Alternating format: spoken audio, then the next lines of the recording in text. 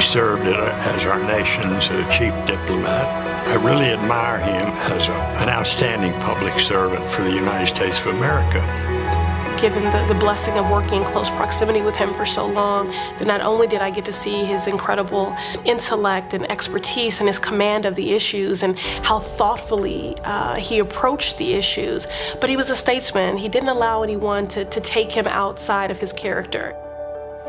The word determination is something that I've admired about John. He's a very determined guy, and when he gets his teeth into something, he doesn't let go.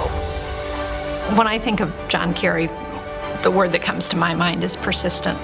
He doesn't give up, and if he can't get it done one way, he comes back at it and looks at it a different way and continues until he accomplishes whatever he sets his mind to. And, you know, that's one of the things that made him such a great senator. It's one of the things that made him so good as Secretary of State. I think John Kerry was a good, strong Secretary of State. In a way, it's a job he'd been preparing for his entire life, so it's not a surprise. I personally think he deserved the Nobel Peace Prize for the Iran nuclear deal. The one thing that I really admire about John is he wasn't afraid to fail. And you can't be an effective Secretary of State unless you're willing to take on the hard issues, and you can't sit back and say, I'm not going to take that on because it might not succeed. John took on all the difficult issues. You have a lot of colleagues you serve with, and you develop friendships. There's only a handful you really develop very special friendships with. And I think everyone I know can describe a friendship they've had like that. And if you've had one like that, you're a very, very rich person indeed. And I feel an enriched person because of my friendship with John. Without question, his dedication as a public servant and his die-hard optimism that we can make this world a better place and that we can help people truly to have better lives has completely altered my personal career choice and the path that I have taken. Thank you, John, for all you have done for this Commonwealth and for this nation. I have been so proud to call you my senator, to call you my Secretary of State, and I am so happy to call you my friend.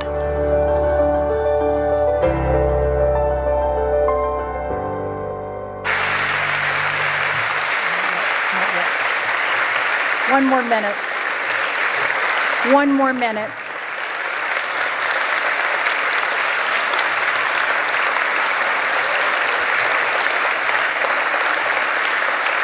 One more minute. Yes, John is my friend. And he was Teddy's friend too.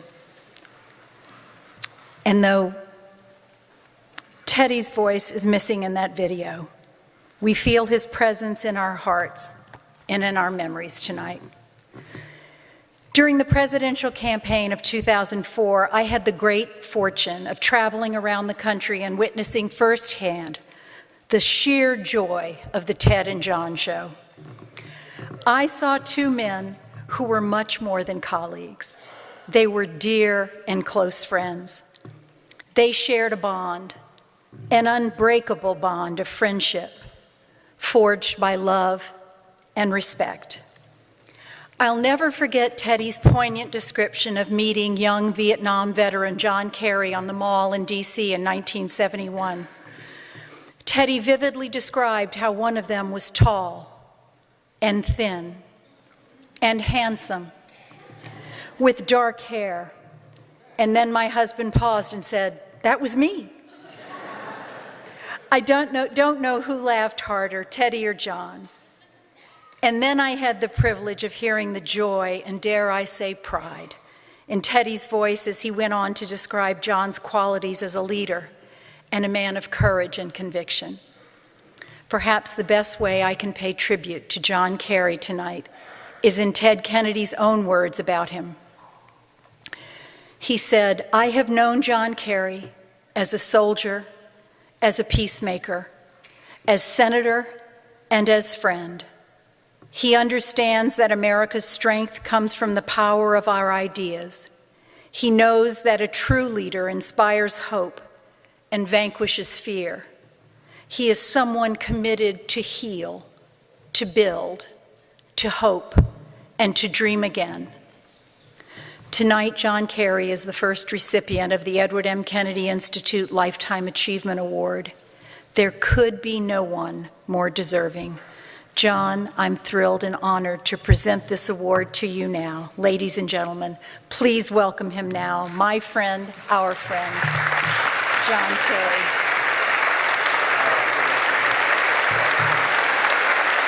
I can't even lift it up.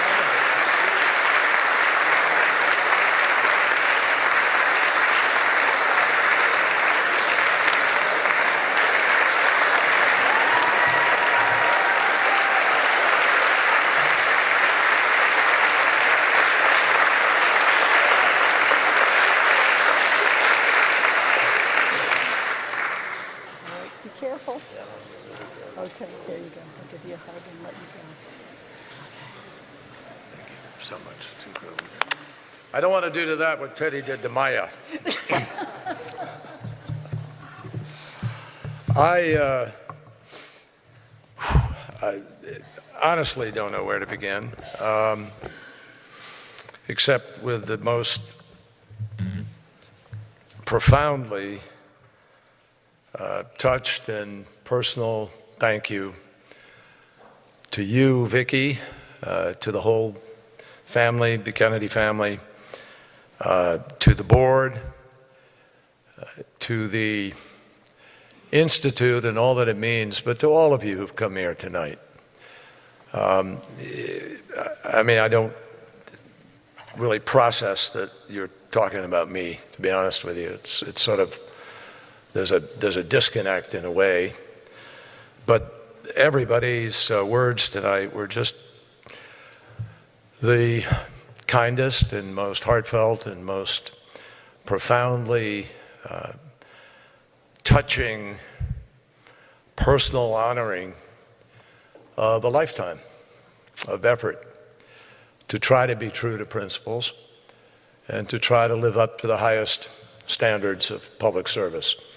And this state has set that standard.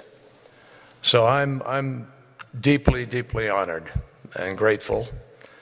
I will overlook the fact that I have to rise from Mitch McConnell's seat tonight.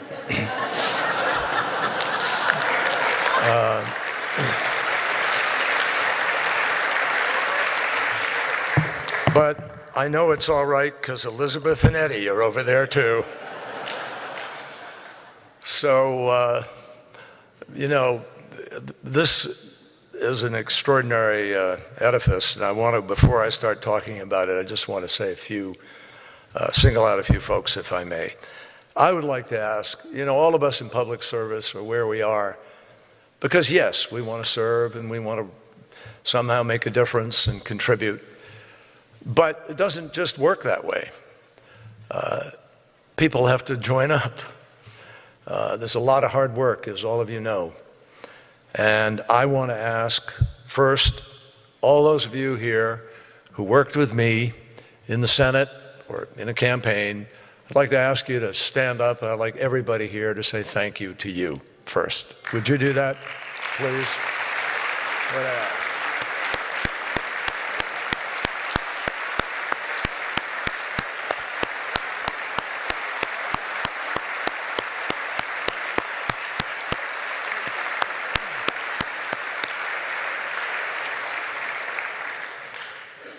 Now, if I may, I would like to also, because we were a family, we really were a team. We had our moments where one staff or another had a different view about how we ought to do something, and even Teddy and I had a difference on one issue or another. But in the 26 years that we were privileged, we were, you know, by the way, we were the second longest living senior junior act in Washington. And we were second to Strom Thurmond and Fritz Hollings. So we looked at that in a very special way, I want you to know. And Teddy and I both, you know, we kept saying, God, look at Strom, there's hope. But it was really a special relationship. And indeed, Vicki is absolutely correct. As we barnstormed through Iowa and through New Hampshire, we got into this routine, which was just plain fun. It really was fun. And Teddy would inevitably get up there and go on about, paraphrase Vicky, but he'd say, we have this great senator here, that great booming voice. We have this great senator here with us tonight. He's strong, he's tall, he's vigorous, he's charismatic, but enough about me. And then we go back and forth, and we both worked out a way to sort of make it work. People loved it, and they loved Teddy. By God, they loved Teddy in Iowa, I got to tell you. Loved him everywhere he went. And he'd stir them up and get everybody roused and energized. And I have no doubt about it that Teddy Kennedy and Vicki, you two were an enormous part of that great victory in Iowa, which was a lot of fun. I want to ask that family, that staff, all those of you, Randy Cooper's here, a whole bunch of folks, everybody who worked for Teddy Kennedy, please stand up, and I want everybody to be able to say thank you to them. Everybody. Barbara Suliotis, Paul Kirk, Senator Paul Kirk, Susan, absolutely. Great, great crew. I tell you, I learned an enormous amount from Teddy. When you saw that last picture up there, there was an inscription on it, which I have on my desk to this day. In fact, I made an extra copy of it, so it's actually around me in different places. But Teddy gave it to me. That was right after we had walked out of the Senate chamber at the swearing in, and we were going over the reception. And Teddy sent it to me, and he wrote on it, this could be the beginning of a beautiful friendship. And, I think he once wrote, we can always have Paris or whatever it was, but there was different meaning in it anyway. And at his services, I told you the wonderful story about how he and Vanessa were in Indian country, and they went through this long, sort of great blessing, the feather blessing. And in the middle of the ceremony, Vanessa is standing there very rigid, and Teddy's standing there very rigid, and the chief is moving around. And Teddy leans down to Vanessa and says, I think we just got married. So we had fun. The bottom line is, folks, Teddy knew how to have fun. He took life, he took things seriously, but never so seriously they forgot the human side of all of this. And I learned a lot from that. I really did learn a lot.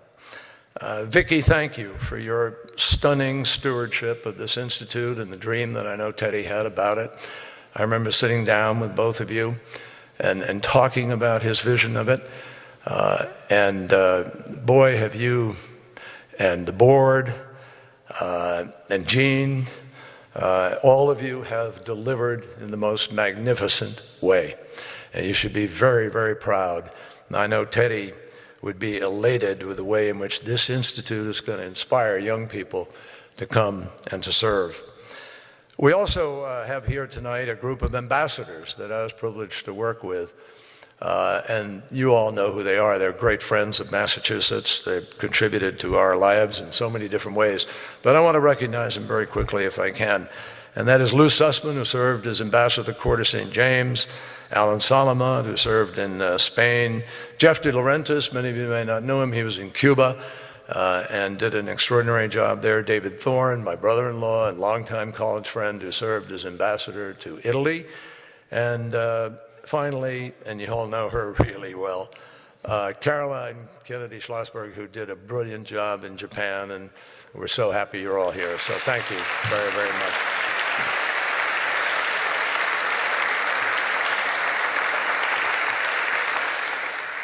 I also want to just thank, the mayor. I did vote for him the other day. And Bill Delahunt, our former colleague, and Marty Meehan, our former colleague, and Paul Kirk as a senator, thank you for your friendship and all the work we did together in a short time. I also want to single out a very special friend of mine. We've gotten to know each other really well. We've been sailing together. We've had a lot of fun in Washington. His wife, Sandra, was just with me in Malta, where I attended the Ocean Conference, which I started as a Secretary of State. We held them in Washington and one in Chile up until now. But I'm proud to tell you that what we began as the first international effort on oceans is now continued this year by the Europeans in Malta, next year by the Indonesians in Bali, the year after by the Norwegians in Norway, and the year after that, we just learned tonight that the Palau Pacific Island state, and the year after that, the Russians are now seeking to do it. So oceans is on the map globally, and we can be very, very proud of that.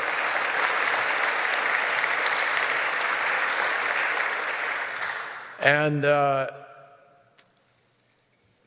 Eddie and Elizabeth, thank you for your brilliant continued service in the best traditions of Teddy and of Massachusetts. And I just can't thank you enough for your over-the-top comments, both of you, tonight, but I'll take them both. I loved it.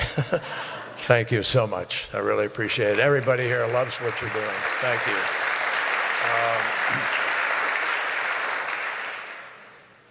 I want to thank my family, needless to say, who have, everybody here knows politics. You all know politics really well. And Vicki is surrounded by family here and beyond Caroline and Ed, but Teddy Jr., I know your dad is so proud of what you're doing, and it's only just beginning, and we all know that. And Patrick, you are putting a difficult issue on the map, and you're so dedicated to it. Different path, but we're so honored by that. And Joe and Matt, the dynamic team. Joe, nothing but great challenges ahead, and you're doing a brilliant job down there. And I loved what you said about healthcare, and I couldn't agree more about the Sermon on the Mount being the guideline to so many of us who were raised with that ethic, and you're carrying on in the best tradition. So thank you for that. I also, in terms of my family, I'm very blessed because you can't do this without the supportive family. I think all of you know that. It's hard. You know, I can remember doing homework from a payphone with Alexandra or calling Vanessa to find out about, you know, college or boyfriend or whatever the challenge of the moment was. And she's hiding, she's cringing. Her husband's sitting beside her too. Okay. But they're doing such brilliant work, Vanessa and Brian.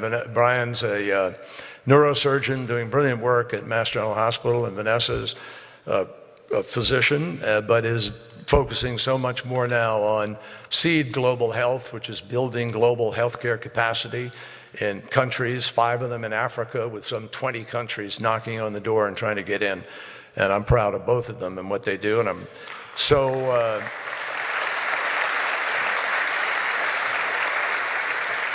and proud of my daughter, Alexandra, who's not able to be here. She's gone out to California. She's involved in the film industry and has never met Harvey Weinstein, so don't worry about that.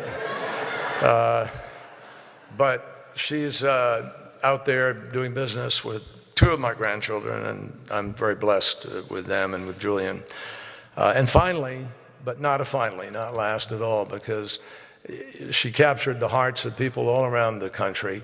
I have so many people, I still go out when I go somewhere in the nation, who talk to me about my wife and talk to me about how she affected them with her independence, with her courage, with her willingness to stand up and tell it like it is.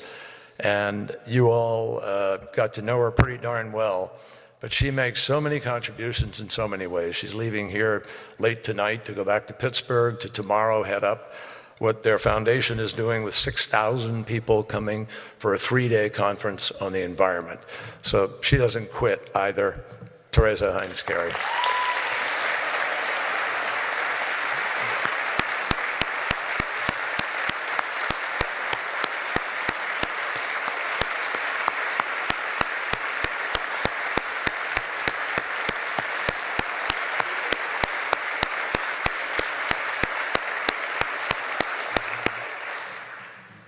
So what a play, I mean, one last, forgive me, if I start down the road, I know I'm in serious trouble.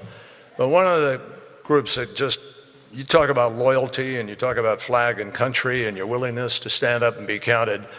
I've never had a group of friends as strong and as there for you, as loyal as the firefighters of the United States. And Harold Schaitberger is here, and Bobby McCarthy, and Ed Kelly, and Harold stand up, Harold. Thanks, man.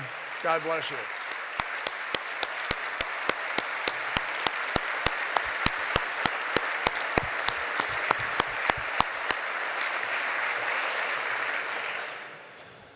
So I want you to look around here. I'm kind of, it's really strange to stand here in the well of the United States Senate. You know, we wouldn't speak from the well.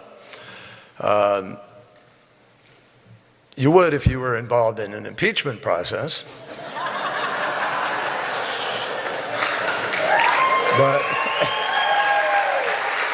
But we're not at this moment.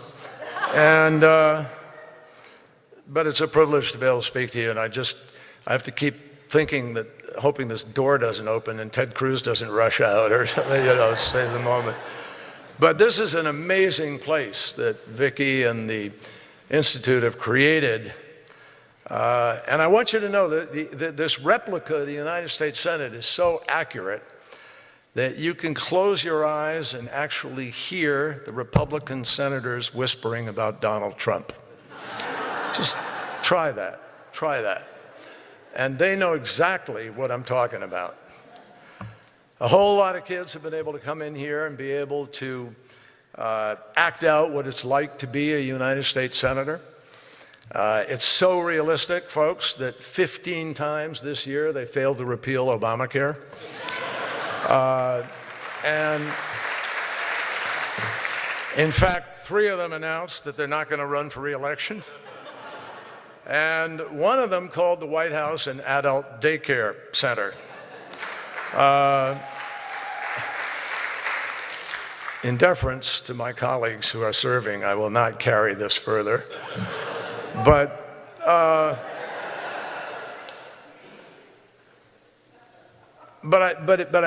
it's real when I tell you that this chamber brings back a lot of memories.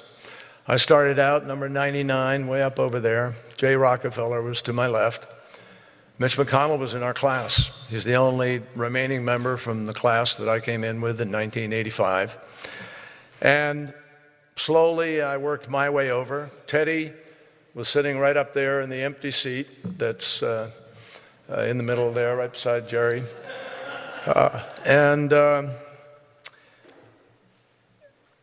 I know I speak for everybody here when I say that I'm sure that each of us have shared a sort of moment of déjà vu where there was a nostalgia that made us think that somehow we had heard that great big laughter, that booming voice that represented the lion of the United States Senate.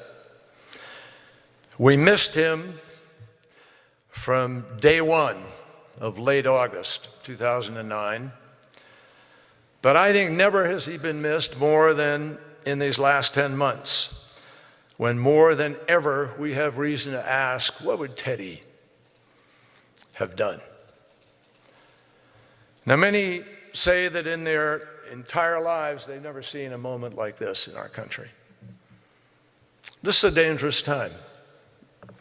It's a really dangerous time.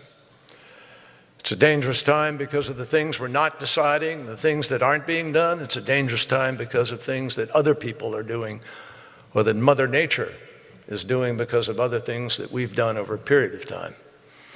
But it is a dangerous time. There is nothing normal about this moment. But a number of us here are old enough to have seen a movie somewhat like this, maybe even a time or two. And watching Ken Burns's brilliant series on Vietnam on PBS these last weeks, I was reminded exactly what Teddy did when we faced another moment, not unlike this one, when it seemed like the country was coming apart. After the Navy, as you know, I came home to a country at war with itself. And it was a time of division, and people were attacked for speaking their mind. I felt compelled to speak out against the war because those men on my crew, both boats, came back here sharing a belief that we were blessed enough that every day was extra. We live by that motto. It liberates you. It really does. Frees you up to say what you think. We used to have a saying over there. If we got into trouble or we were doing something, you know, kind of stretching the rules a little bit, we'd say, what can they do to us? Send us to Vietnam? We were liberated there, and let me tell you something, we've been even more liberated since we returned. I felt compelled then to speak out against the war. I lost some very good friends.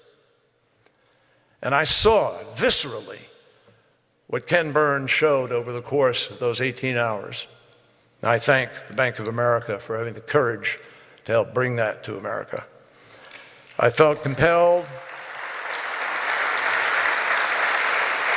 But despite how legitimate I felt in making the comments that I made at the time and drawing the conclusions I drew, I still was nonetheless a little taken aback by the personal nature of Richard Nixon's assault on me and others.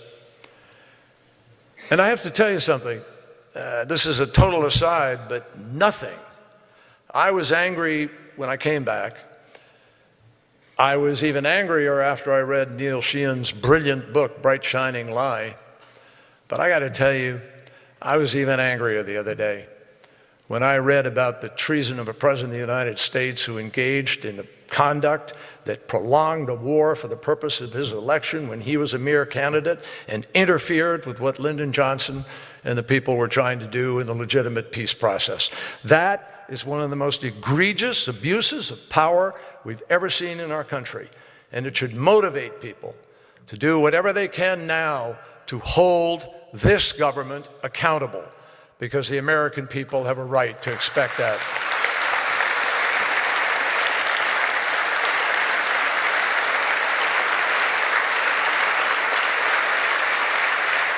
So in April of 1971, I was among thousands of veterans, and a few of them are here.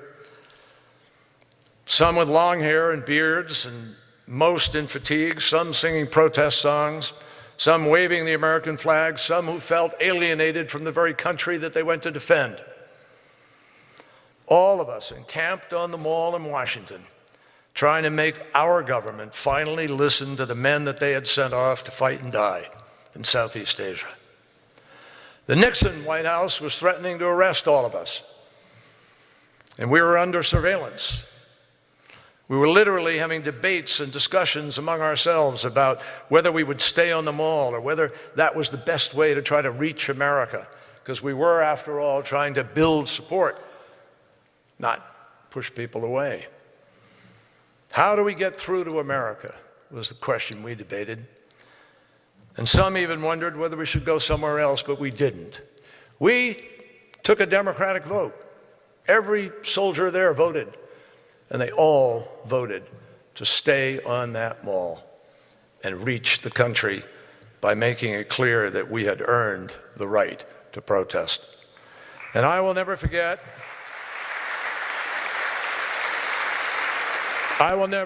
how senators and congressmen who had opposed the war in speeches weren't too sure who these guys really were or whether they wanted to affiliate with them. They didn't dare come down to the Mall and have our backs at first. But no surprise to anybody in this chamber tonight, among the first to show up was Senator Ted Kennedy.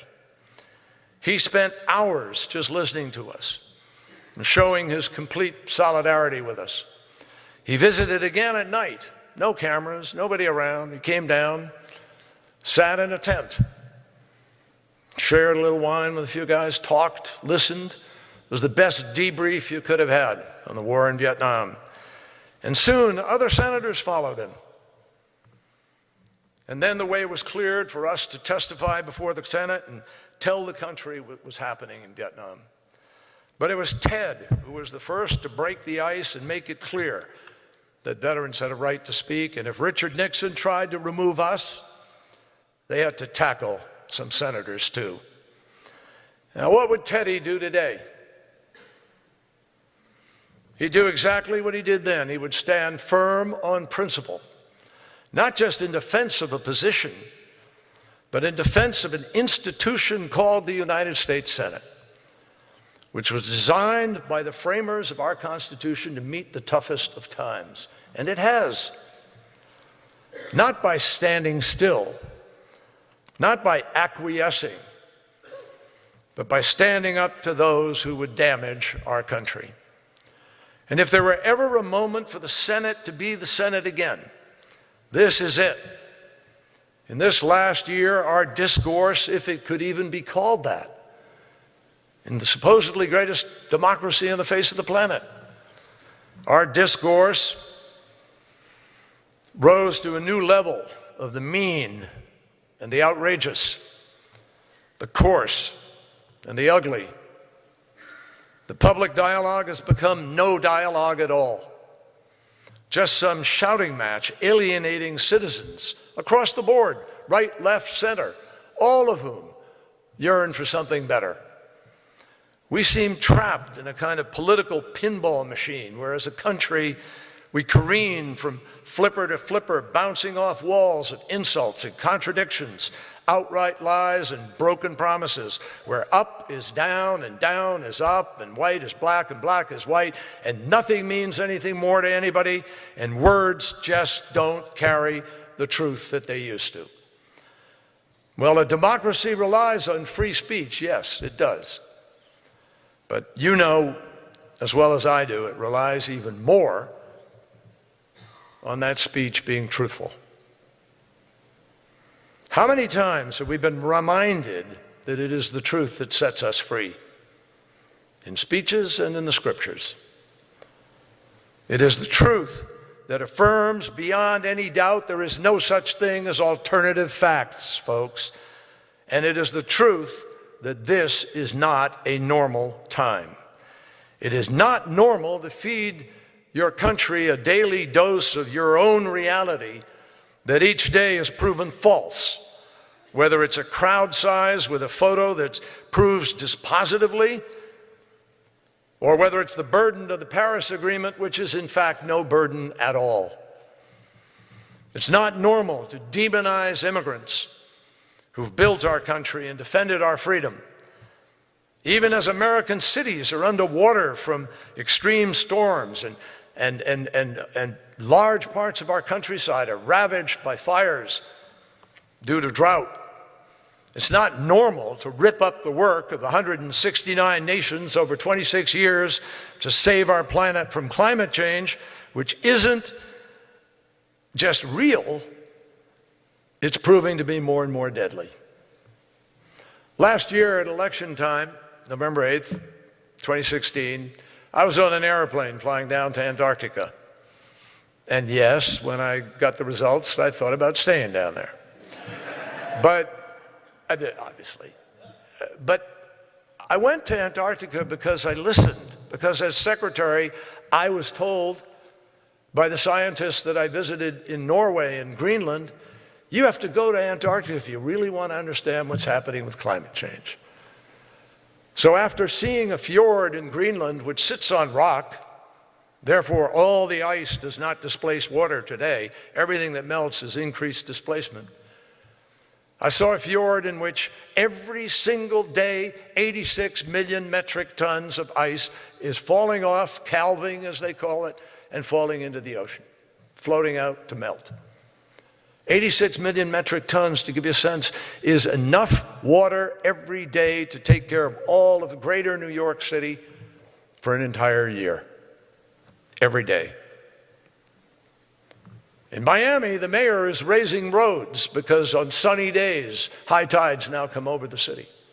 Here in Boston, you heard the mayor, we have a seawall, and on a sunny day at a high tide, certain times, water will come over the top. Why does this matter? It matters, folks, because the oceans, which we're now starting to focus on, actually produce 51% of the oxygen we breathe. Life itself depends on this. And the greenhouse effect itself is not some scientific thing that suddenly got made up. The greenhouse gas itself, the greenhouse effect, is the reason we have a mean temperature of 57 degrees, now higher, on this planet. We can't live without a greenhouse effect. That's how we know it works.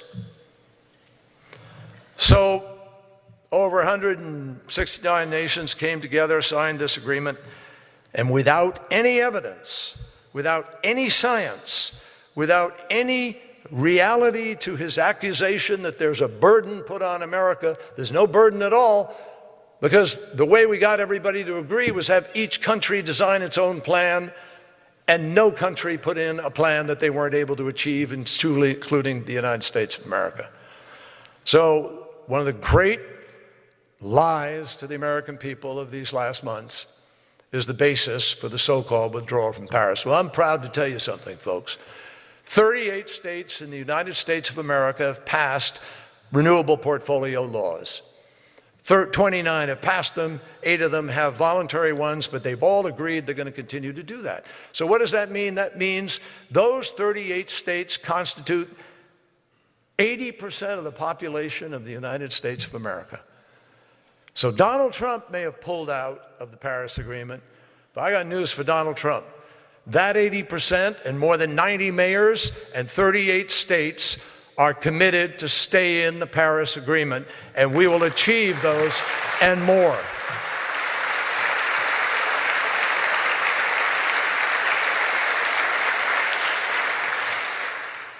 It's also not normal to attack reporters for doing their job and the nation that invented the free press.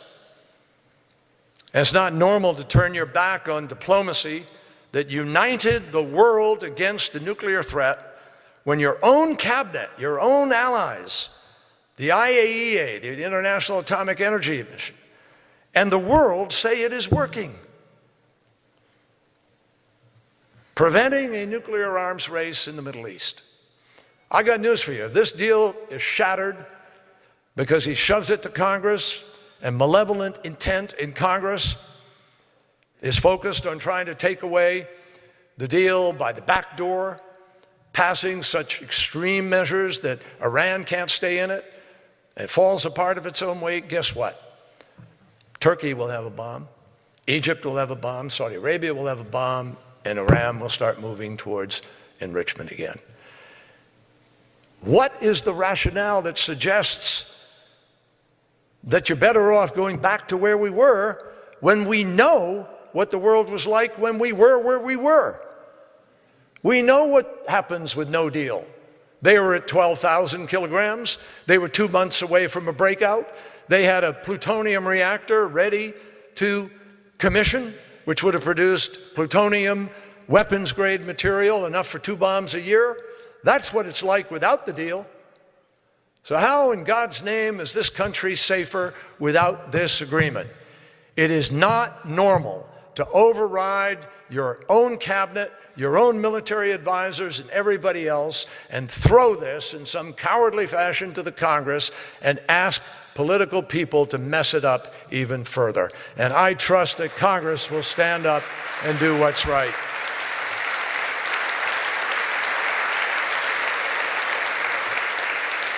And by the way, if that's the president's art of the deal, I got news for you. We all understand why he declared bankruptcy 6 times. Think about it. There's no art in that deal. I'll tell you why. If you're Iran, if you're the supreme leader, and nobody knows those intricacies better than a few of us who negotiated this over time, the supreme leader was extraordinarily suspect of even dealing with the United States. And it was because Rouhani and Zarif pleaded and told him, this is good for Iran because we have to get rid of the sanctions to move the economy. He finally gave it his blessing. But he said, I don't trust the United States. Can you imagine what happens now in his mind and the mind of the hardliners in Iran, who not only say to themselves, now we have a reason that we know why we have to have a bomb, which is precisely what Kim Jong-un is saying in North Korea. This step by the president makes it harder also to negotiate with North Korea, because it reinforces in North Korea the lack of American credibility and the lack of America's willingness to keep a deal. Doesn't work. There's also obviously nothing normal. Actually, there's something cruel and cynical about stripping away health care from the neediest Americans without any plan to replace what they have or provide for those who don't have anything. And ironically, in his myopic zeal to attack all things Obama, President Trump is actually raising the cost for many of the very people who voted for him. What he's doing is not only not normal, it's a cruel attack on the fundamental values of the United States of America. And there's nothing normal about what's happening, nothing presidential about it either.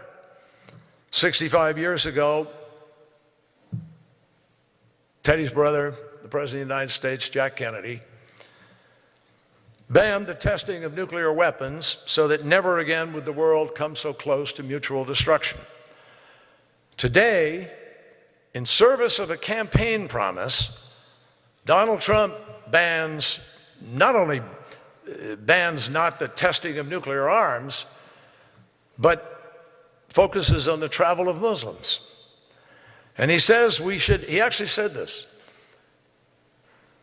and this is part of the struggle that the Secretary of State has had over this question of a blow-up over at the Pentagon, because the president is arguing that we should have 10 times the number of nuclear weapons that we have today. The president says he's strong. The president is strong because he wants this. Well, I got news for you. Medical professionals say he is compensating. And here's the bitter irony of his so-called leadership. On Paris, we know that we're going to keep it. So in the end, Donald Trump can pull out, but we actually wind up staying in.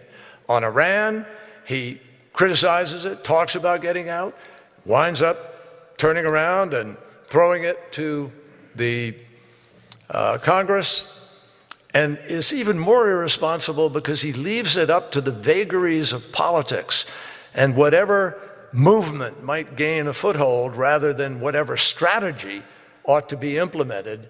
And that, my friends, when you are dealing with nuclear weapons, is about as dangerous as it gets. Now, I say this, and I think you know me on this. I've had 4 years of being Secretary of State. I'm not saying this to be partisan or political. And I know that the institutions that our founders created to keep America strong and together have always worked best in times like this, when America needed them the most. Well, we need them to work now like never before. And I'll share with you something else that Teddy taught us, which is important to where we go with this. He learned it in a journey, obviously, of both triumph and tragedy,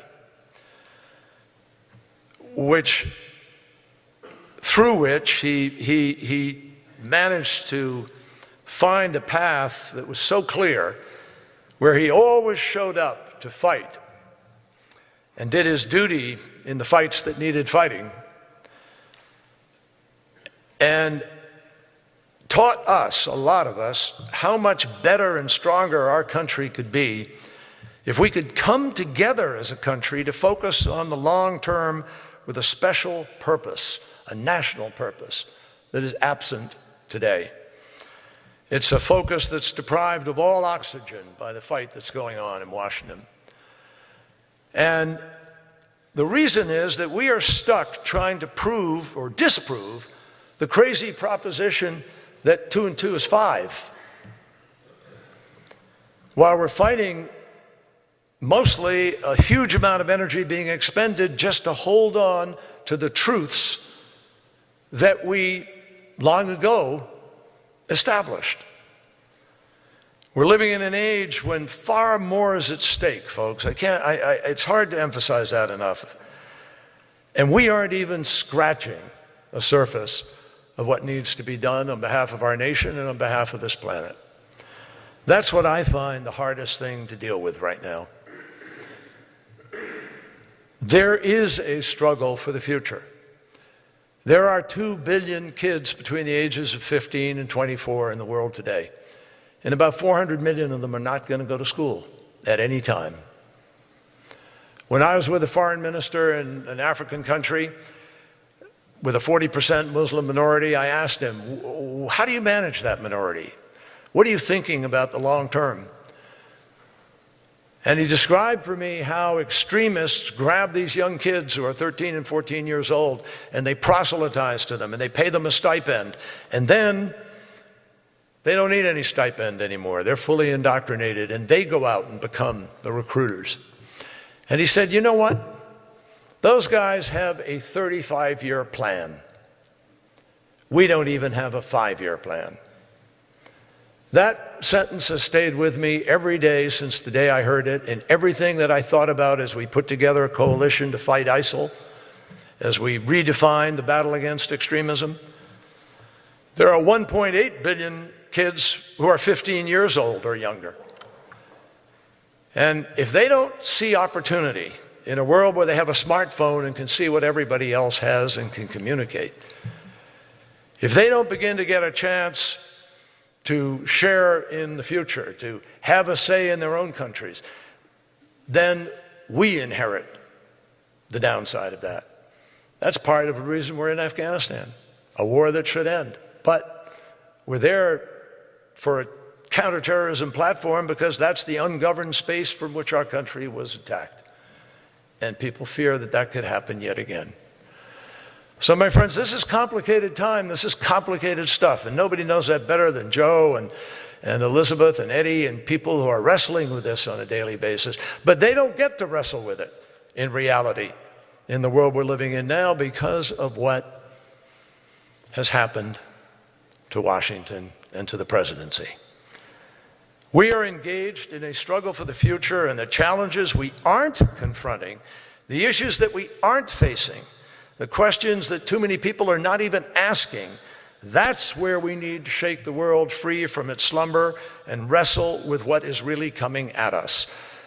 Because not only do we have to care about that group of people that make up the potential pool of extremism and terrorism in some part of the world, we got a problem here at home where a whole bunch of people are so angry because they're they're separated from the process. They don't believe in governance. They don't believe in their leaders, and they are angry. And we have to establish the credibility to do both. And I just, leave you with thought. Last big project I can think of in America in which we were building something where we were dreaming was the Big Dig. Jerry Brown's trying to build a high-speed rail system out in California. Most people don't even know about it. It should be something that we're doing as a national project, not just there, but on the East Coast, to rebuild the country. Much of the world right now, my friends, and I saw this, I'm grateful to my country and I'm grateful to the President for giving me the job to be able to see this so up close and personal. 1.4 million miles, 92 countries, something, I don't remember the number. But I'll tell you, the world is riding a wave of technological transformation on the scale of the Industrial Revolution, only it is happening at a digital pace.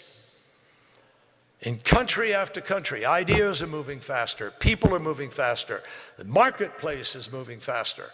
And the only thing that isn't coming at us faster and faster is government playing a constructive role in trying to help the private sector to do what needs to be done. I don't believe government's going to finally, in the end, make this difference, to be truthful with you. Government is critical to doing it, but it's the private sector that actually is going to find breakthrough, because that's where the capital is, and it takes capital to do what we need to do. So during this tectonic shift in the workplace, too many people have been left behind in our country. There's a brilliant story in the New York Times, I think it was today, talking about a woman out in Indiana who struggled, lost her job at a ball bearing factory, and what happened as this, deprivation played out. Millions of Americans know right now that we can do better than we're doing now, better than we've done in these last bitter years. because our history has proven that we can do better time and time again. After Sputnik, President Kennedy summoned the nation to that kind of a challenge.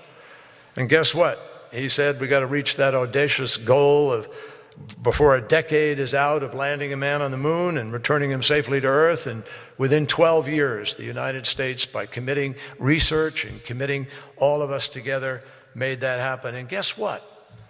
There were no partisan divisions that blocked the doing of that.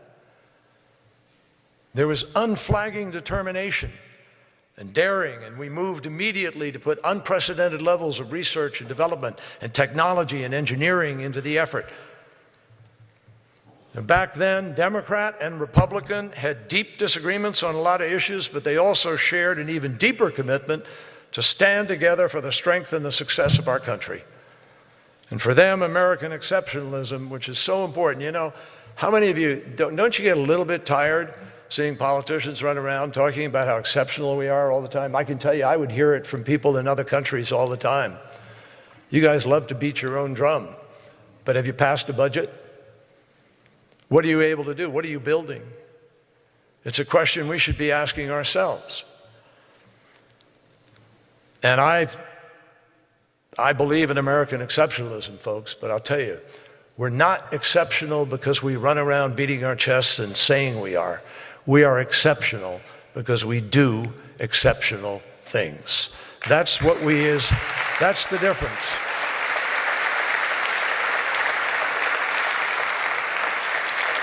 So I just close by saying to all of you that that's what we have to get back to now. This is so obvious. This is not, complicated to figure out, and I think every one of you understands that. It's the politics that gets tough, but the decisions that we make or fail to make right now on new energy sources, on education, on infrastructure, on technology, on research, all of which will produce the jobs of the future, and our decision on deficits and entitlements, without doubt, these are the things that are going to decide whether or not we continue to lead the world, or whether or not the world just gives up on us and moves further into a different place, and we're left to follow in the wake of others or in decline, less prosperous in our own land. Again and again, as Secretary of State, I was privileged to see how critical American leadership is. The United States led the effort to put together a coalition against ISIL. We led the effort on the refugee crisis, and every single year we put more American money into that crisis than any other country. We led the effort to arrive on the cusp of now seeing the first generation of children born in Africa AIDS-free for the first time. We lead the effort.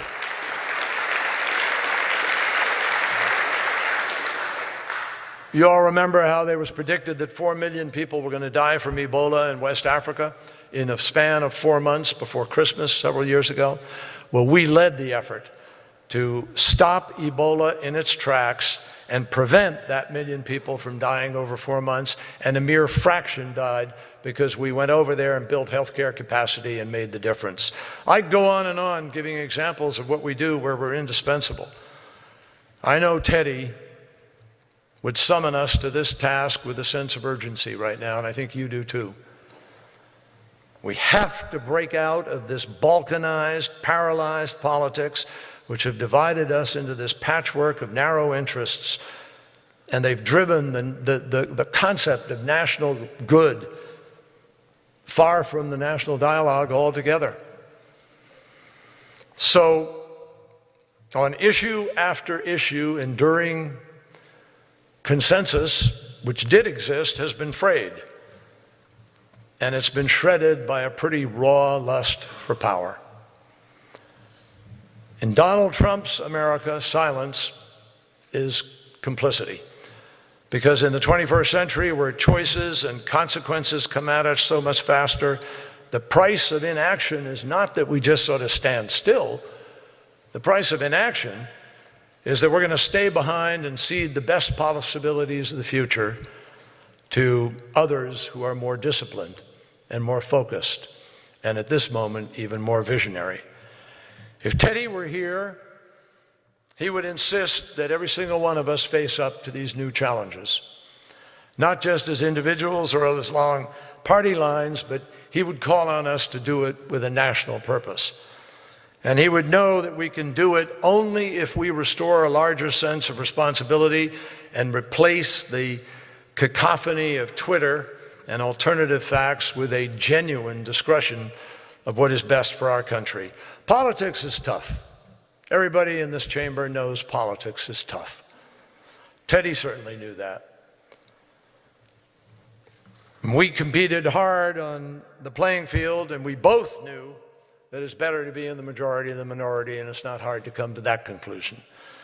But the truth is that some of the most fiercely independent, plain-talking, direct, and determined partisans that I've ever known in the Senate have also been the ones who tackled the toughest issues, finding common ground with people that they disagreed on with everything else.